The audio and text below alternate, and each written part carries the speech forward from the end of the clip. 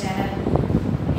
இன்னைக்கு வந்து நம்ம வந்து மேக்ஸ்ல வந்து 3rd லெசன் அமைப்புகள் பத்தி பார்க்க போறோம். அமைப்புகள் அப்படின்னா என்னப்பா? அமைப்புகள்னா ஒரு ஒழுங்கான வடிவத்தை தான் வந்து நாம அமைப்புகள்னு சொல்றோம். சரிங்களா?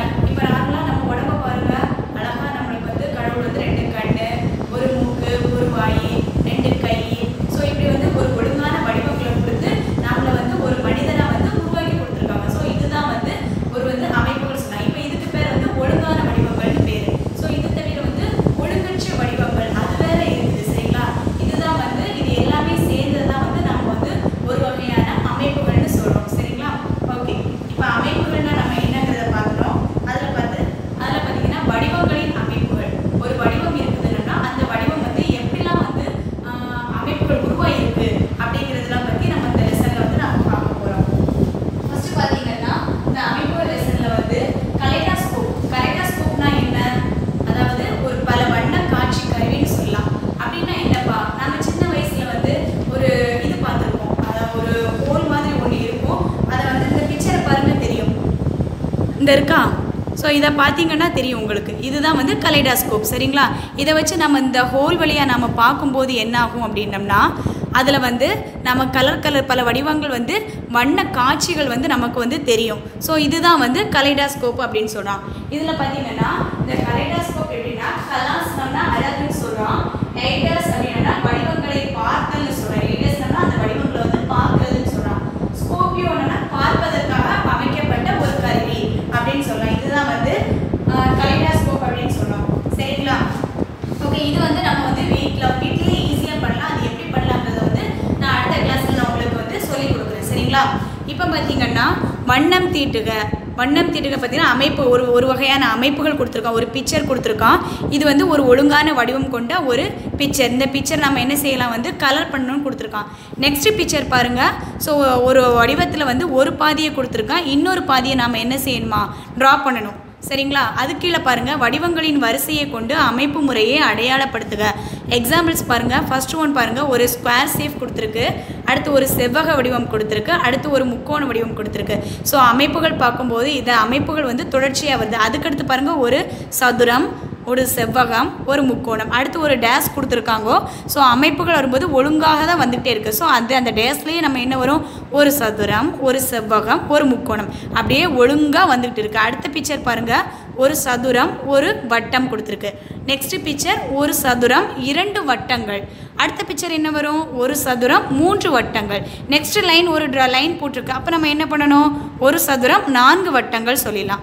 அதே மாதிரி தேர்ட் ஒன் ஃபில் பண்ணிக்கலாம். ஃபஸ்ட்டு ஒரு லைன் இருக்குது, அடுத்து 2 லைன் இருக்குது. ஸோ இப்படி பாக்ஸ் இந்த ஒரு லைனாக போட்டிருக்கு. அதை நம்ம என்ன செய்யலாம்? கம்ப்ளீட் பண்ணிடலாம். அதே மாதிரி பயிற்சி கணக்கு நம்ம பண்ணிடலாம். பயிற்சி 3.1 கோடிட்ட இடத்தில் வடிவங்களை நிரப்புக. ஃபஸ்ட்டு பாருங்கள், ஒரு ஐங்கோண வடிவம் இருக்குது, அடுத்து ஒரு முக்கோண வடிவம், அடுத்து ஒரு சதுர வடிவம்.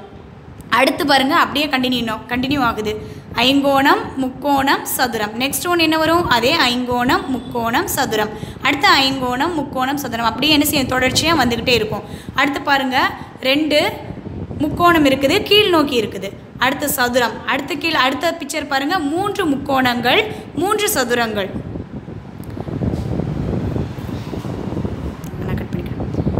செகண்ட் ஒன் பாருங்கள், ஒரு முக்கோணம் இருக்கிற 2 முக்கோணங்கள் கீழ் நோக்கி இருக்குது. அடுத்து பாருங்கள் 2 செவ்வகம் இருக்குது. நெக்ஸ்ட் பிக்சர் பாருங்கள் 3 முக்கோணம், 3 செவ்வகம். அந்த டேஷில் வந்து நம்ம அப்படியே கம்ப்ளீட் பண்ணிடலாம். நம்மளுக்கு இப்போ வந்து தெரிஞ்சிருச்சு அமைப்புகள்னால் என்னன்னு தெரிஞ்சிருச்சு. அந்த அமைப்புகள் வந்து தொடர்ச்சியாக வரும்போது ஒரு ஒழுங்கான வடிவம் கொண்ட அமைப்புகளாக வருங்கிறது தெரிஞ்சிருச்சு. அதே மாதிரி இந்த 4th one 5th one fill பண்ணிடலாம். நெக்ஸ்ட்டு பாருங்கள், உங்களுக்கு தெரியுமா மூஞ்சிய காணினா என்னதுப்பா?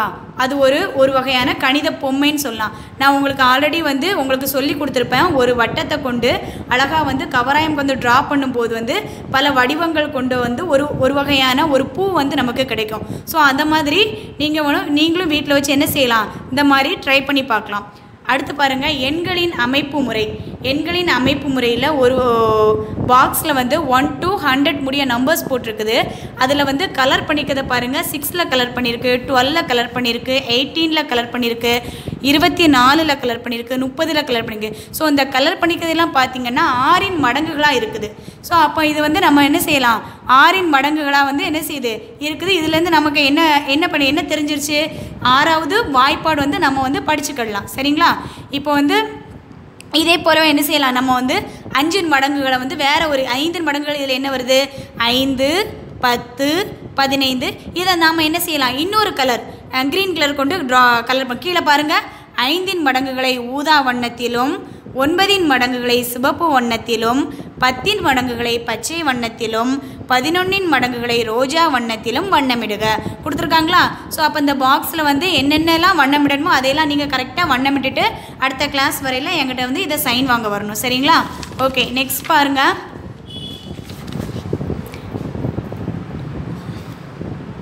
அடுத்து பார்த்தீங்கன்னா ஒரு பெருக்கல் சம் நம்ம பார்க்க போகிறோம். அதில் என்னென்னா வந்து எந்த ஒரு எண்ணையும் வந்து 9ஆல் பெருக்கும் போது ஒரு ஆன்சர் கிடைக்கும்.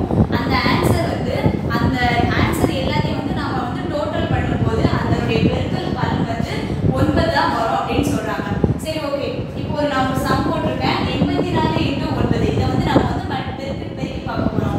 என்ன ஆன்சர் வருது பார்க்க போறோம். பார்க்கலாமா? நான் 9 வச்சு 4 வந்து ஃபர்ஸ்ட் பெருக்கி பார்க்கணும். 4 9 9, 2 9 18, 3 9 27, 4 9 36.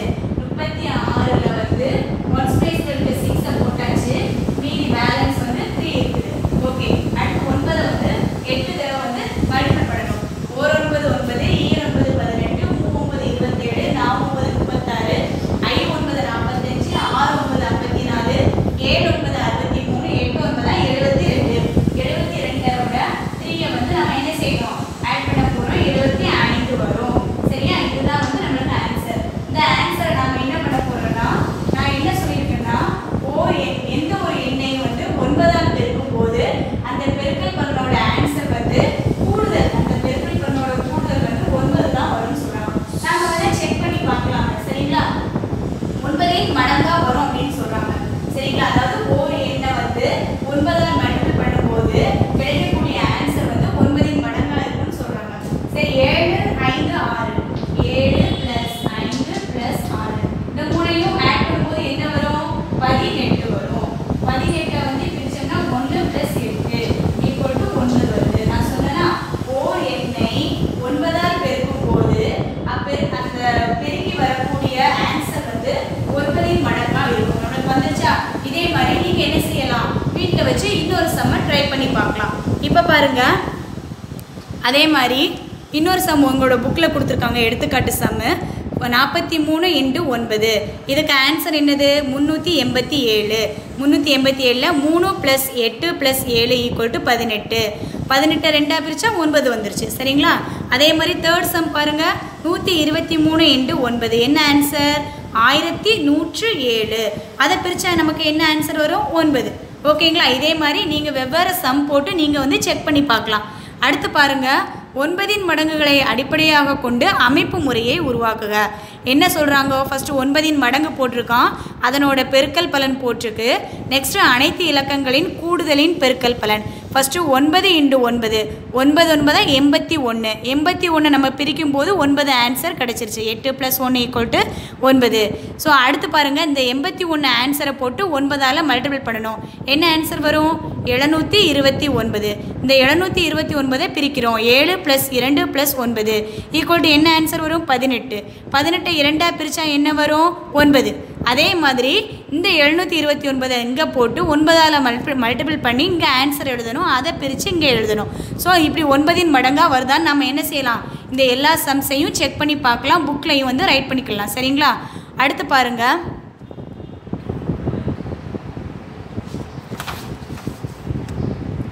பாருங்கள், உங்களுக்கு தெரியுமான்ட்டு ஒரு பாக்ஸ் போட்டிருக்கு. அந்த பாக்ஸில் ஃபஸ்ட்டு சம் பாருங்கள்.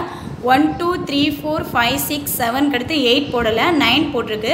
அதை வந்து 9ஆல் மல்டிபிள் பண்ணும்போது நமக்கு என்ன ஆன்சர் வருது, 1 1 1 1 1 1. எத்தனை 1 வருது, 1 2 3 4 5 6 7 8 9 9 1 வருது. ஸோ அதே மாதிரி நெக்ஸ்ட் சம் பாருங்கள். 9 வருது. அதுக்கடுத்து நெக்ஸ்ட் சம் 1 2 3 4 5 6 7 8 போடாமல் 9 போட்டிருக்கு. அதை வந்து 9 மடங்கு 18ஆல் மல்டிபிள் பண்ணும்போது நமக்கு வந்து 2 2 வருது. ஸோ அதே மாதிரி நெக்ஸ்ட் சம் வந்து அதே 1 2 3 போட்டு 9 மடங்கு 27ஆல் மல்டிபிள் பண்ணும்போது 3 3 ஆன்சர் வருது. ஸோ இது வந்து செக் பண்ணி நீங்கள் பாருங்கள். இந்த மாதிரி மல்டிபிள் பண்ணும்போது இந்த ஆன்சர் வருதா நீங்கள் செக் பண்ணி பாருங்கள். சரிங்களா? ஓகே ஓகேம்மா. இப்போ நம்ம வந்து பேஜ் நம்பர் 42 முடிய நம்ம இப்போ பார்த்துட்டோம் அமைப்புகள் லெசனில்.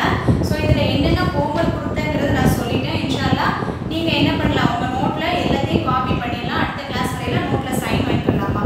ஓகேம்மா. அடுத்த கிளாஸ் வந்து